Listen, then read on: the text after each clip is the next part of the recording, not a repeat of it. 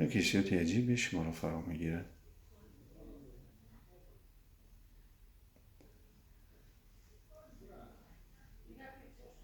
اگر شما چشم دل خود را بیدار کنید، یعنی که عقل باطنی شما که عقل درست است، عقلی است که از نیاگان ما، از پشت ما، از ارثیت ما میآید، آن هیچ وقت دروغ نمیگه.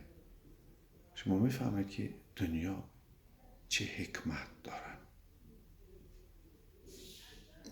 چشمای خود پوشید، سخنان ما را گوش کنید و آهسته آهسته شما یک تنظیمی بیارید در معینه سر خود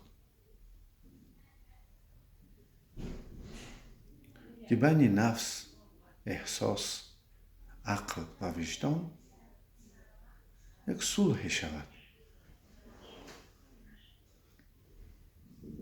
نه وجدان سختگیر باشد، نه عقل خشک باشد،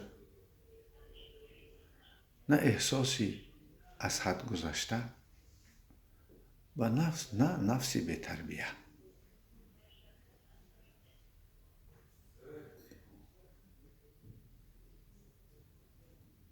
در بین معینه سر البته جنجال ها می شوند. جنجال ها می شوند بین نفس و احساس. تاجیکان احساس را دل می گویند. جنجال ها می شوند بین عقل و وجدان، یا وجدان و نفس، یا عقل و دل، که حتی شاعران ما هم می گویند من به فرمان دلم، که دل به فرمان من است. نگذارید از همین 4 عنصر، 4 مصلحتچی ما و شما، 4 پرتیه بزرگی که در معینه سر ما هست، یکی نفس، دیگری دل، عقل و وجدان، بالای شما را گیرند. شما مالک خود، صاحب خود هستید. آنها را گوش کنید و به معیار لازمی شما خلاصه براری کنید تا اینکه نه یکی از آنها بالا نگیرد.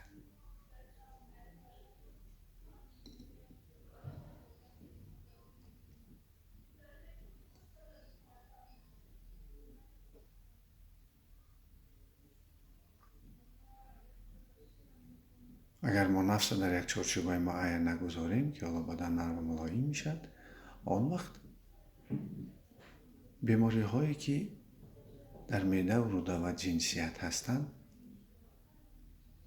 خروج میکنند.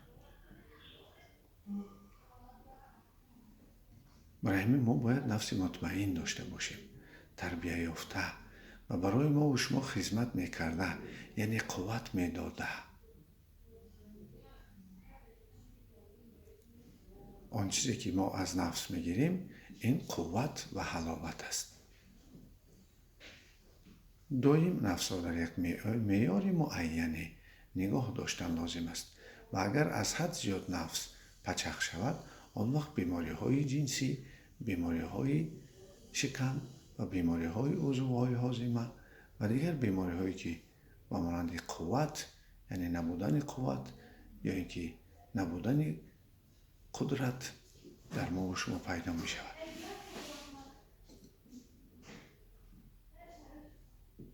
و اگر در حالتی که احساس ما، یعنی دل ما از زندگی ما و شما نارضا باشد، آن وقت آدم روح افتاده می شود، دپرسیون می شود.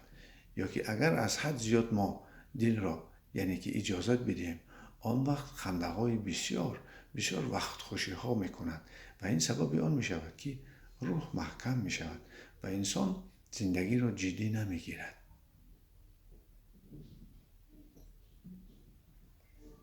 حلاوت و معیشتی بسیار دل را سخت می کند، انسان را از انکشاف می ماند.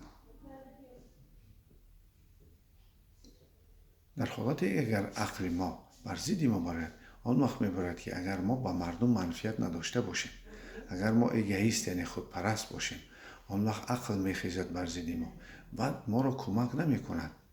چی شد که عقل ما بر ضد ما برآمد و ما و شما دشمن شد؟ البته این را سببش یافتن در کار و یکی از آن چیزی که ما و شما عقلمان به خود رام کنیم ما را خدمت کند، ما باید از زندگی، از آدمان، از اطراف خود و از خدا منتدار باشیم. منفیت بیاریم به کسانی که در اطراف ما هستند، به خلق منفیت بیاریم، چون که عقل نماینده خلق در معینه سر ما و شماست، هرچند که حجم او را خداوند میدهد.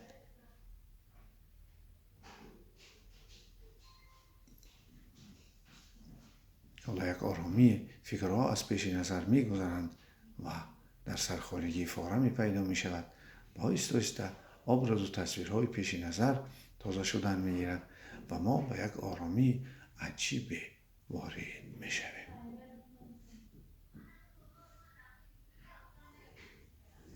داده شدید به حالتی که شما را فرا میگیرد. حالتی است حالت آرامی، حالتی است حالت مخصوص معینه سر.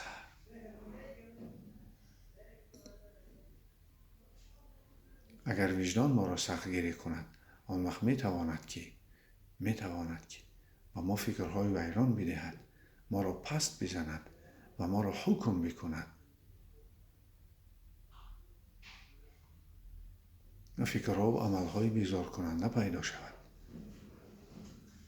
پس داده شود به آن حالتی که امروز ما وجدان را به یک حالت معیاری میاریم و صفتهای خداوندی را به او میدهیم، یعنی که وجدان میتواند که ما را ببخشد، چون که انسان زندگی خود را با خطایی ها، با تجربه ها میگذراند. خطا میکند و مشکلی میکند، برای او تجربه میشد و دفعه دیگر به آن خطایی و آن گناه بر نمیگردد. همین حالت وجدان برای ما و شما لازم است. اما وقت ما را بهای خوب میدهد، مقام ما را در زندگی میفهماند، صاحب احترام میشویم و چون انسان خودش را احترام کرد، خودش را شناخت، آن وقت میشناسد اطراف خود را، وطن خود را، کیهان خود را، هستی خود را. داده شوید به حالتی که شما را فرا میگیرد. ما میدانیم که خداوند آمرزنده و مهربان است. ما میدانیم که اگر ما چخیل مناسبتی کنیم با خود و اطرافیان، چنین مناسبت با ما میکنند. ببخشید تا بخشیده شوید. باور کنید و بگیرید برای خود معجزه ها را.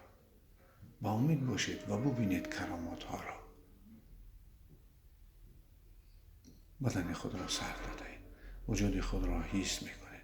چقدر خوب و نغز نشسته اید.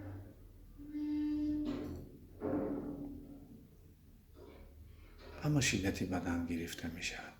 یک نوری عجیبی از بدن می گذرد. شما بدن خود را نجنبانید و حال خود گذارید تا اینکه شما خود را آسوده و آرام حس کنید.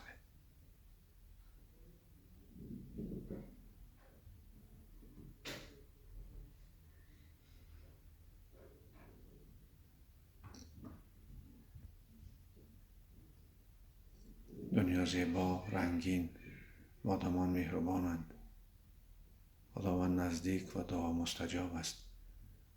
اگر شما با این حالت ها درآیید که درون سر شما دیگر جنجال نکند و شما یک به تربیه در باطن خود باشید که نفس مطمئن، احساس مثبت و دستگیر، عقل مصلحت دهنده و دائم در آموزش و وجدان آموزنده داشته باشید.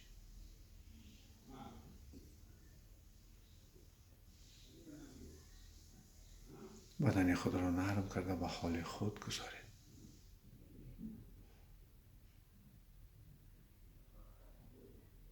و شما صاحب خود هستید، مالک خود هستید.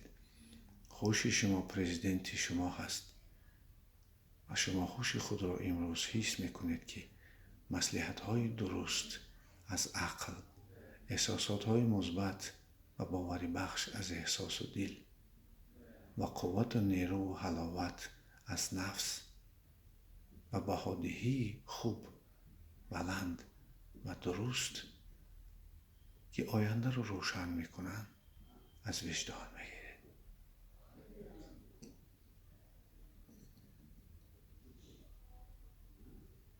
امروز نوروز معینه سر برهم خورد، جنجال های درون شخصیت برهم خوردن و شما امروز اکنون می توانید که آنها را آرام کنید. قوه در بدن پیدا می شود.